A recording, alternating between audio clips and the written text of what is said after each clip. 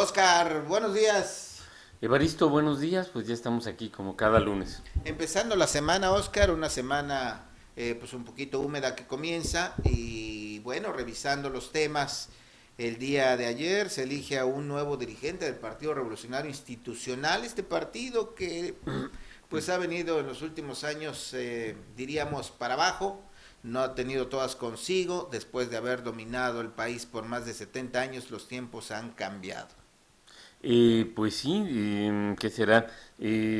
Habla de la terrible relación entre los políticos y el dinero público para poder sobresalir. Lo mismo le pasó al PAN, ya ves que el PAN llegó a ser el partido hegemónico, igual lo desplazan del poder, se le acaba el dinero y desaparece. Pero el PRI es un caso así. Bueno, también de hecho el PAN ya es un micropartido, aunque tienen buena propaganda, buenos publirelacionistas y parece como si existieran aquí en Morelos, por ejemplo, nada más hablando del PAN, aunque no es el tema, hablan de el grupo político del PAN cuando a contrabajos tienen una diputada, igual que el PRI. El PRI en Morelos solo tiene una diputada, unos cuantos alcaldes y eso es todo el PRI.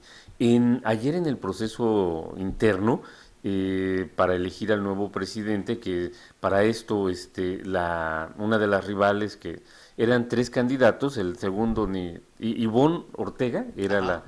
una de las candidatas fuertes junto con el que proclamó su victoria, Alejandro Moreno. Alejandro Moreno, Alito, algo así como él promueve ese nombre. Bueno, el caso es que nuestro colega Tony Rivera, ya ves que es un fotógrafo de prestigio, él encontró varias imágenes, tomó varias imágenes de gente en la Plaza de Armas marcando rápidamente boletas para rellenar No me la digas. urna que estaban por ahí. Voy a ver si las encuentro y al ratito las compartimos, pero el caso es de que el PRI no puede dejar de ser el PRI y por mucho que se haya movido, por ejemplo, tú informabas que en el municipio de Jojutla apenas la tercera parte del padrón del municipio Sí. participó en el proceso, que el padrón de por sí ya es muy pequeñito. Y pues bueno, el PRI necesita manejar el dinero público para ostentarse como un partido político. Nunca fue un partido político, era la Secretaría de Ganar Elecciones del gobierno que por 70 años expolió los recursos públicos. Ya después dejó que otros fueran los que se expoliaran esos recursos, pero sin el poder el PRI prácticamente no existe. No creo que haya un gran cambio. El político que lleva la ventaja y que va a ser impugnada, según Ivonne Ortega, porque pues bueno, aparentemente los resultados no están bien, es gobernador con licencia de Campeche. No se ha destacado por sus ideas, no se ha destacado por su forma de gobernar. Campeche no es el estado más progresista de la República. De O hecho, sea, oímos poco de Campeche, ¿verdad? sí, prácticamente desde que el petróleo comenzó a dejar de ser la fuente principal de la economía, Campeche no existe en el mapa o en la opinión pública. Sí, fíjate que estaba leyendo quién es Alejandro Moreno. Para empezar, es Alejandro Moreno Cárdenas. Ha sido diputado federal en la 59ª legislatura, fue senador de la República en la 60 y 61 legislatura y fue gobernador, es gobernador, como dice Oscar, gobernador del estado de Campeche. Asumió el 16 de septiembre de 2015 y solicitó licencia en 2019. Esa es la trayectoria de Alejandro Moreno Cárdenas. Alito, dices, que le dicen. Y él promueve ese apodo. Y la pregunta, la interrogante, Oscar, es si vendrá algo nuevo dentro del Partido Revolucionario Institucional. ¿Habrá renovación de cuadros? ¿Habrá pues un partido que dé la pelea, que se reconcilie primero con su militancia y que tenga algo que ofrecer a los ciudadanos, que ya hemos visto poco a poco lo han ido marginando, lo han dejado ya fuera de todo este asunto de gobernar, ya en los estados, los municipios, no se diga el país, donde está ausente desde hace ya 3 sexenios? Entonces, ¿qué va a pasar con el revolucionario institucional? En algún momento se habló de cambiar de imagen, de renovarse y demás, no ocurrió. Hoy, como dice Oscar atinadamente, Alejandro Moreno pues es poco conocido realmente. Lo que conocemos del PRI son las mismas figuras de siempre. Exacto, las de siempre que todavía quedan, porque las Y otras que son siguen figuras en queriendo. otros partidos. Así Pero es. normalmente los que quedan y que son figuras es porque han logrado puestos por la vía plurinominal, Gamboa Patrón, y ahora los hijos de esa élite permanecen como figuras públicas, pero a través de la figura plurinominal, ya no tanto porque ellos sean capaces de convocar al electorado para que les dé los cargos públicos que antes eran muy fáciles para ellos de obtener. Así es, pues vamos a ver qué ocurre con esta nueva era que supondría, mire, ya está ahí agradeciendo. Y bueno, Ortega era, me parece, una de las figuras todavía más conocidas, que se hizo más famosa Oscar, creo que porque había bajado de peso, ¿no? Que por su gobierno allá en Yucatán, si no mal Yucatán. recuerdo. Mira, en su gobierno de Yucatán, ella logró ciertos avances económicos, bueno, logró avances importantes y creó un mercado industrial que atrajo a muchas maquiladoras. Ella le robó empresas a Estados Unidos. Varias empresas fueron acusadas de que se estaban yendo de manera que será como si fuera tramposa a Yucatán, pero Yucatán supo atraer esas inversiones. Yucatán es un estado que, bueno, no lo gobierna ella ahora, pero es un estado sin tanta violencia. Bueno, de hecho no tiene violencia, los índices delictivos son bajos y tiene un nivel de desarrollo que será un poquito confuso. En algunos lugares es muy alto, en otros pues hay mucha pobreza, pero sí en la cuestión industrial atrajo muchas inversiones ella.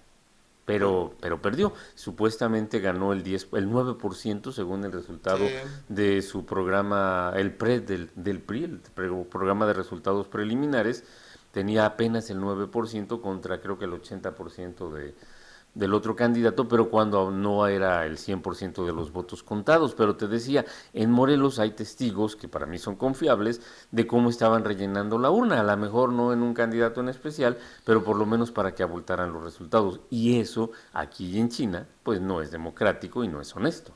Claro, y eso sería un reflejo de que pues el PRI no ha podido superar todavía, ¿no? Esas viejas prácticas, ni tampoco ha podido posicionarse todavía en su propia militancia, porque también nos enteramos que pues no todos estaban en el padrón que votó o que pudo haber votado el día de ayer. Lo que sí es cierto es que el PRI es parte de la historia de México, ellos presumen mucho haber hecho un país de instituciones, y ese es prácticamente su argumento, ¿no? Para poder mantenerse, para poder continuar buscando ejercer el gobierno. Y toda la, Oscar, toda la cultura que nos dejó el PRI, ¿no? El poder no se comparte, el poder se ejerce. No pago para que me peguen. Vivir fuera del presupuesto es vivir en el error, ¿no? Exacto.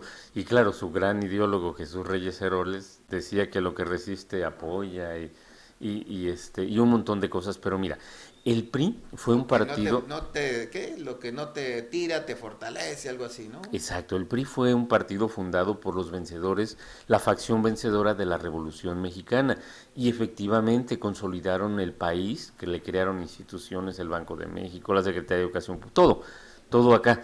Pero lo que nos dieron se lo cobraron bastante bien, porque ¿qué será? De lo que hicieron, no fueron los priistas actuales, pero sus descendientes y sus amigos descendientes, de los descendientes se han despachado con la cuchara grande. La riqueza del petróleo, por ejemplo, entre ellos y Fox y Calderón, sabrá Dios dónde está, mientras en México hay un montón de pobreza, carencias y todo lo demás. O sea, nos los cobraron muy caro, pues. Sí, ese es un ejemplo muy claro el que dices, el del petróleo. Y recordamos a José López Portillo, 70 y ¿qué? 76, 82, 76-82, exacto. cuando dijo, mexicanos, y ahora nos vamos a preocupar por administrar la abundancia, cuando se había encontrado un pozo petrolero no sé dónde, abundancia que nunca llegó, al contrario, terminamos en crisis con ese gobierno. No, la abundancia sí llegó, Evaristo. Bueno, pero Todavía no para nosotros. no, pero cuando viajo a veces encuentro las construcciones de esa época, construcciones que siguen siendo de las más grandes en su categoría, que se hicieron con el dinero. Por ejemplo, hubo pueblos enteros, ciudades o lugares que hoy son ciudades importantes que construyeron su infraestructura en los tiempos del dinero del petróleo, que no duró mucho, el dinero de la abundancia petrolera de López Portilla.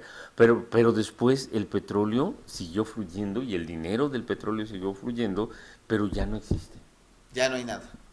Bueno, y hablando justamente que dices que el PRI surge como herederos de toda esta revolución, precisamente, Oscar, yo no había escuchado tanta actividad con motivo del natalicio de Emiliano Zapata. De hecho, pasaba casi desapercibida, y hoy hubo muchos homenajes recordando a este hombre prácticamente a 100 años de su muerte. Emiliano Zapata, homenajes aquí, homenajes allá, su figura, su legado, sus ideales, el apóstol del agrarismo, etcétera, etcétera, etcétera, que contrasta justamente con lo que estamos diciendo. O sea, un hombre que quería todo eso, pero que no lo tenemos. El Emiliano Zapata fue uno de los íconos del PRI. El PRI utilizó a Benito Juárez, utilizó a Carranza, utilizó a Zapata, y Zapata era una de las figuras más emblemáticas para justificar los excesos en el campo. Cuando al campo no le daban dinero, lo condicionaban. ¿Te acuerdas que no podía llegar el recurso si no era a través de la CNC, por ejemplo? Era el corporativismo que tanto daño nos hizo, pero para que todo el mundo se aplacara, hacía grandes homenajes a Emiliano Zapata, en donde si no venía el presidente a Nenecuilco o a Chinameca, según lo que se celebrara, venía un secretario, y si acaso así, lo más malo, un subsecretario.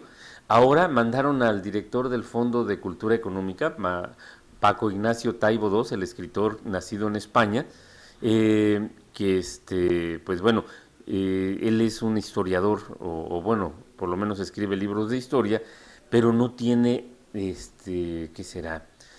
La investidura, Y la representación, el peso, el ¿no? peso político que le querían dar a la figura de Emiliano Zapata en el año de Zapata, cuando se cumplieron 100 años de su nacimiento.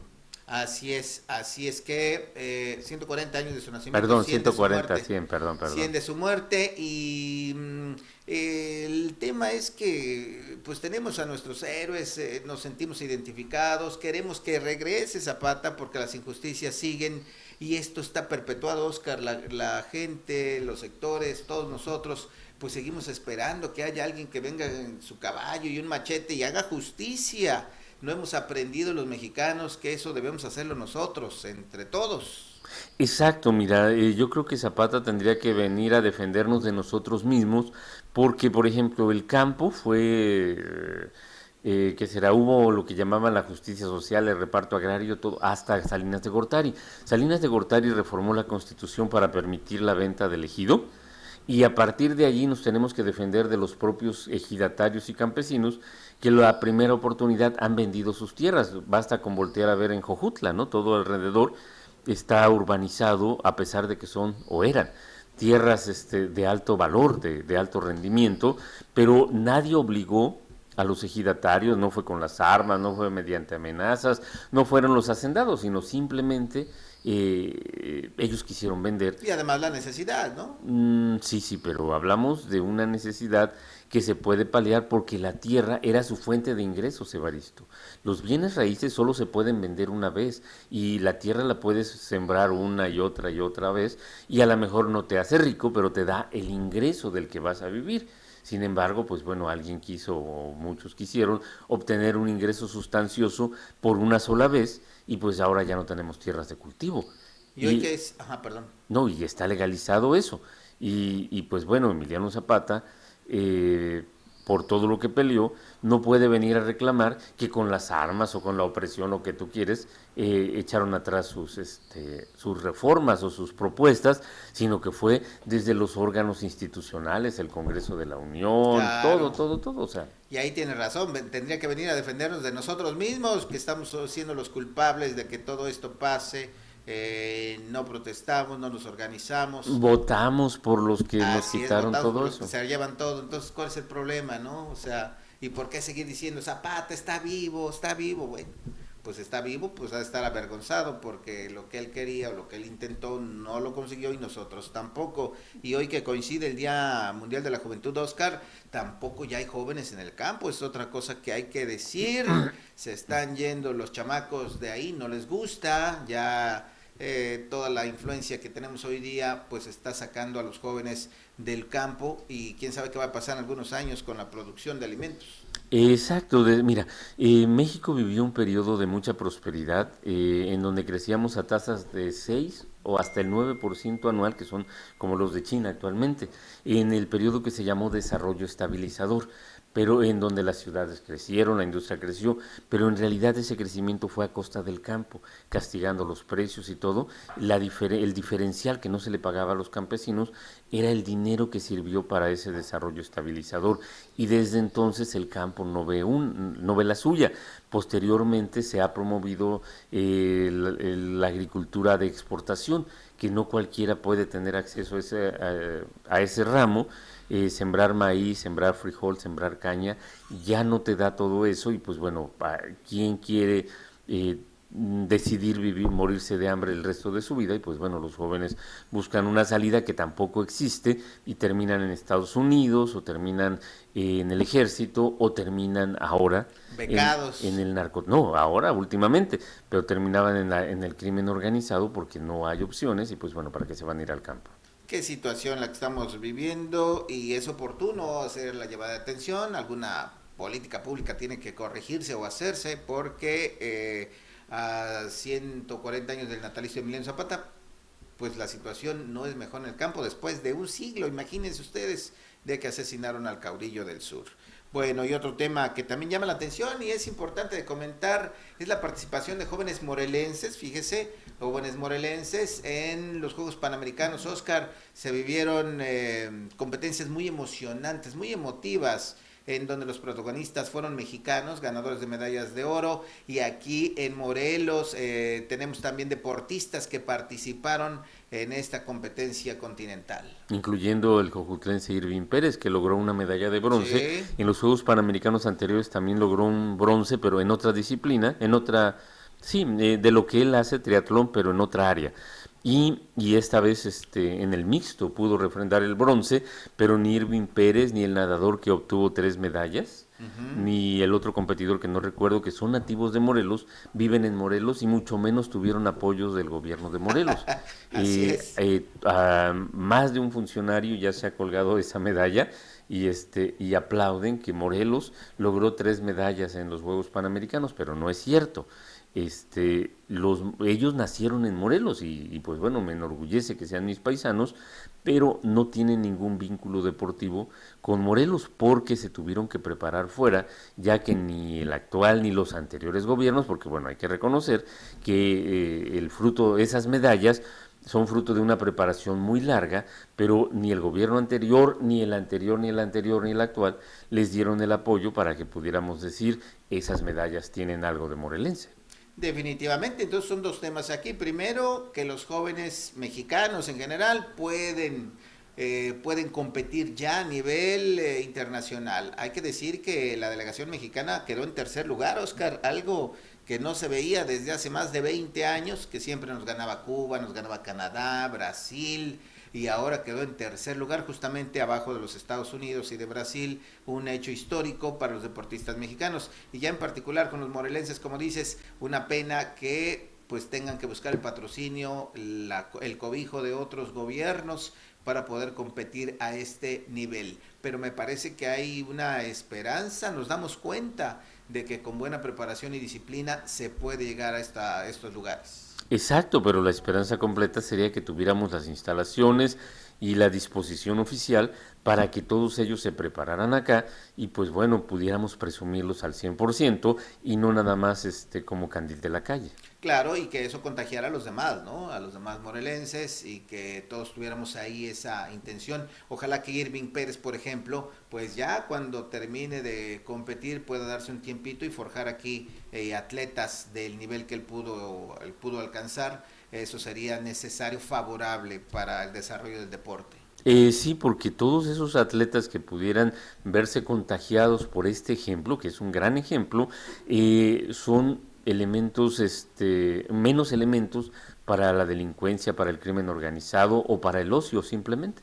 Así es, estaba yo buscando, Oscar, un nadador morelense que ganó, me parece que Tres bronces, exacto. tres Pero él se bronces. entrena en Estados Unidos. Uh-huh. Así es, triste López creo que se realidad. apellida. O Triste Vargas, no recuerdo. realidad, estaba yo buscando el comunicado que gana 3 bronces, un nadador, y en natación, donde ahí no hemos figurado por años después del Tibio Muñoz en México 68, Llegaron los gringos, los chinos y arrasan con todo. Y hoy un mexicano y un morelense en especial pues tiene esta posibilidad. Lo que yo insisto nos da esperanza de que sí se puede, sobre todo teniendo disciplina. Pues fueron los temas que dominaron la semana, Oscar, y uno último es que hay alerta por sarampión, una enfermedad que pues ya estaba controlada, no se espera uno que esto ocurra, pero el mundo otra vez, como ya lo hemos comentado en otros momentos, enfermedades que ya se habían ido amenazan con volver. Y esto es por la ignorancia, Evaristo. La última persona que, bueno, la penúltima que se contagió en México de sarampión era una niña o una muchacha, no recuerdo, una niña. Y se cree que se contagió en un acto masivo en la Ciudad de México, en un concierto, y que la contagiaron extranjeros. En Europa y en Estados Unidos, por la ignorancia, está el movimiento antivacunas, en donde la gente dice no, porque le puede dar autismo a mi hijo, y dejaron de poner sobre todo la vacuna, la triple, creo que incluye la protección contra el sarampión. Pues bueno, la ignorancia no solamente es un problema de los países en desarrollo, sino ya tristemente del primer mundo, y se contagia muy rápido a través de las redes sociales. Un estudio que después se demostró que era falso, que de un científico, mostraba que provocaba autismo la vacuna del sarampión. Luego la comunidad científica demostró que esto era falso, pero incluso expulsó de todas las academias y todo lo demás, borraron el estudio, pero permanece en las redes sociales y la gente dice, no, a mi hijo no. Y esa ignorancia pues provocó el regreso del sarampión, que en México era una enfermedad prácticamente erradicada. Y es una preocupación porque estas imágenes que ya no hemos visto y que pudieran regresar, pues nos puede complicar mucho la vida. Así es que, como dices, hay que atender y entender que la vacunación, el cuadro básico, está justamente diseñado para evitar esto y no hay que descuidarse. Las autoridades tienen ahora una gran responsabilidad para vigilar. Se habla de que fue un caso que vino del extranjero y que provocó los que aquí se dieron, pero sea por donde haya venido, hay que extremar precauciones. Sí, básicamente tu generación, la mía, pues, y las anteriores ya estamos o vacunados o ya nos enfermamos de sarampión. Pero los más jóvenes, también en México, se da esa tendencia de los padres de familia y el descuido de las autoridades. México tiene uno de los sistemas preventivos, de los esquemas de vacunación mejores del mundo. Le ganamos a los gringos, le ganamos a Inglaterra, creo que a España. Bueno, somos primer mundo en eso de la vacunación preventiva, pero hay mucha gente que también por descuido ya no lleva a sus hijos, dice después o para qué o no lo necesita. Y aparte ha habido años en donde no hay suficientes vacunas, no hay cosas, entonces hay un sector de la población joven que no tiene la protección necesaria para esa enfermedad, que puede traer graves complicaciones de salud. Así es, pues ahí está la alerta y hay que tener cuidado.